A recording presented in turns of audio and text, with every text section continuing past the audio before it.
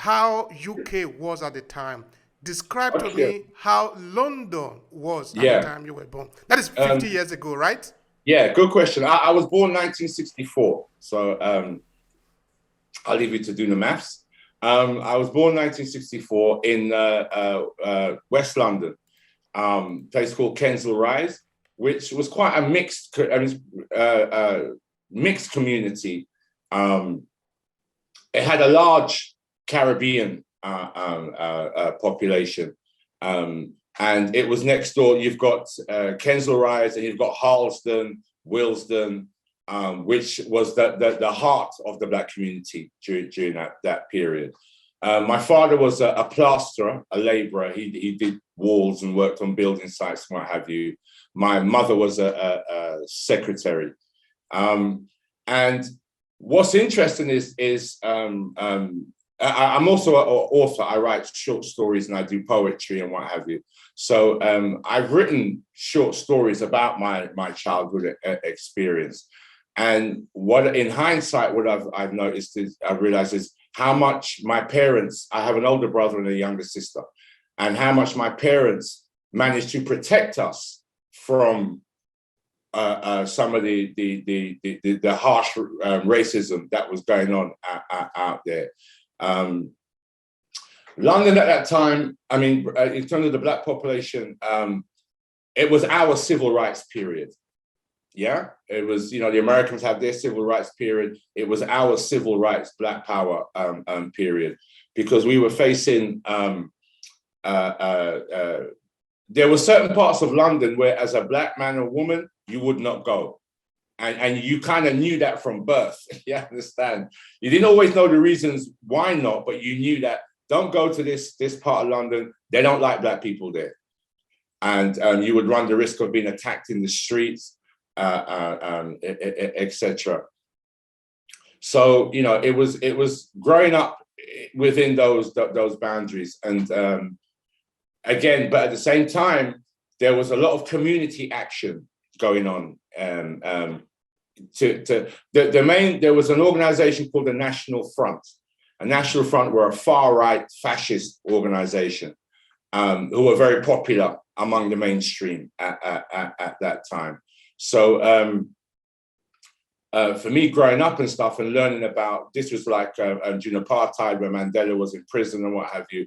So I would go on marches and demonstrations, anti-apartheid marches and demonstrations as a teenager.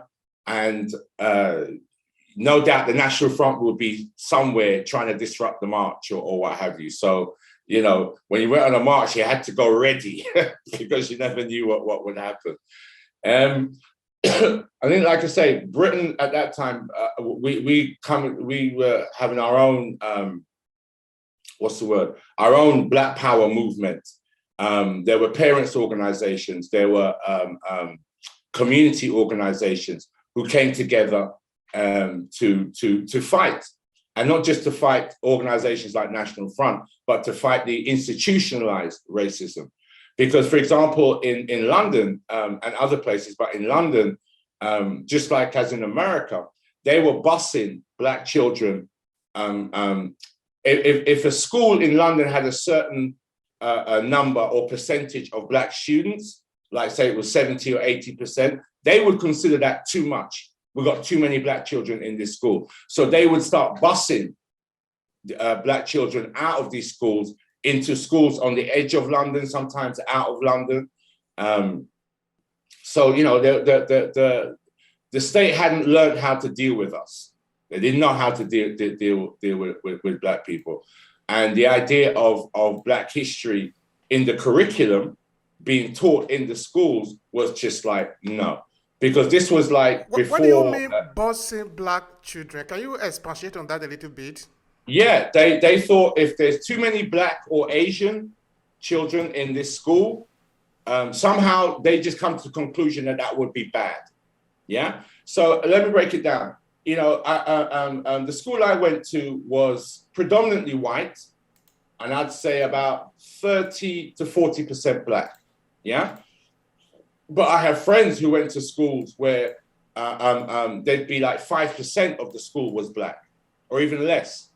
that was acceptable. Yeah, it's acceptable to have majority white children, minority black or Asian children.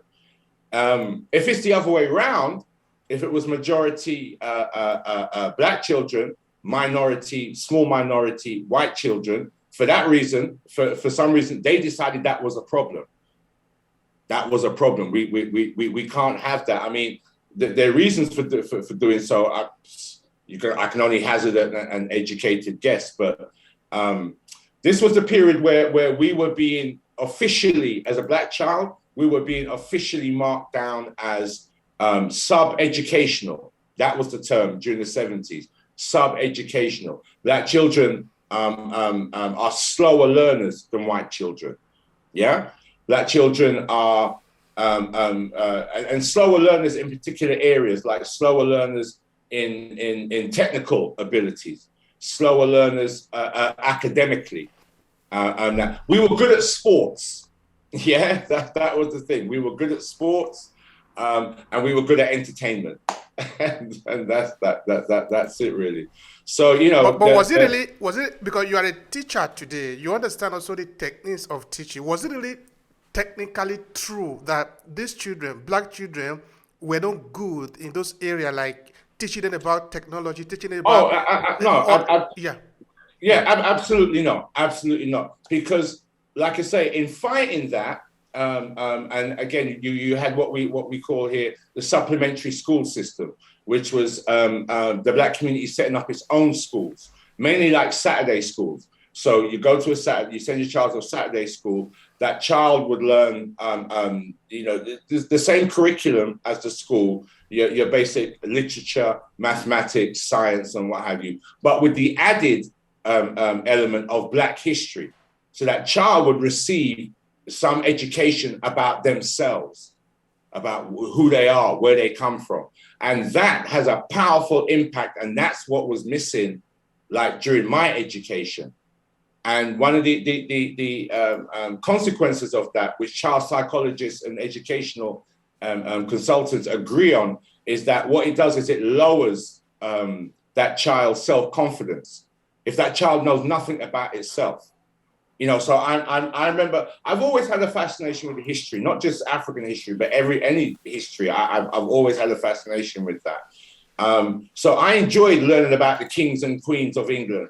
I enjoyed learning about this famous white person or that famous white person, but I had it was of interest, but it had nothing to do with my life. Do you know what I'm saying? It didn't impact on my life. It's when I started to learn about African kings and queens, important men and women in African history. That had a deep impact on me, because what it gave me was a model and the archetypes that I could aspire to. Like I said, when I read Malcolm X, it was like, wow, this is a strong black man. I can be this strong black man. Marcus Garvey, Amy Garvey. Wow, this is a strong black man. I can be like Marcus Garvey. And my sister can be like Amy Garvey. You know what I'm saying? That was totally missing from the English school system. It's better now, but it's still a lot of work to be done in terms of bringing that information that inspires and encourages young black people.